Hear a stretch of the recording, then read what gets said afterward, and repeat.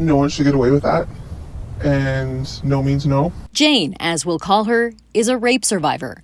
We've agreed to record her in shadow and distort her voice to protect her identity. Jane was assaulted last year in Southwest Washington.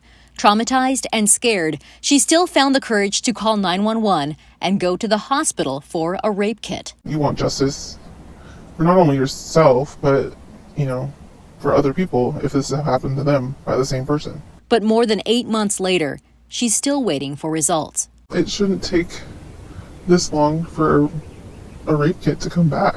In Washington, Jane's story is not unique. 3 years ago, the state had a backlog of 10,000 untested rape kits, the impetus for a new law passed in 2019, one that mandated that Washington State Patrol must process DNA samples from rape kits within 45 days, starting May 1st of this year.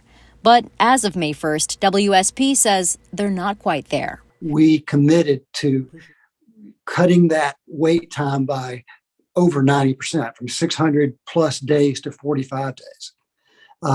We're almost there. I wish we could. Had it not been for COVID, we would have been there months and months ago. Chris Loftus is communications director for WSP. He says more staff and new robotics at their expanded Vancouver lab allow the facility to operate 24/7. State Representative Tina Orwall headed up most of the test kit legislation. When we picked the 45 days, we knew it was a big lift, and we said, what do you need? And I feel like, despite COVID, despite some of the challenges they face, they really are getting us so close. State Patrol says on average, they get 193 new sexual assault kits every month. They hope to reach the 45-day turnaround goal with new cases by the end of this year.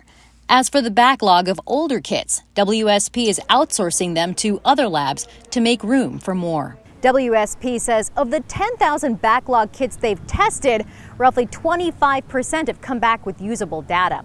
10% of those included DNA from existing suspect profiles, some from cases around the country.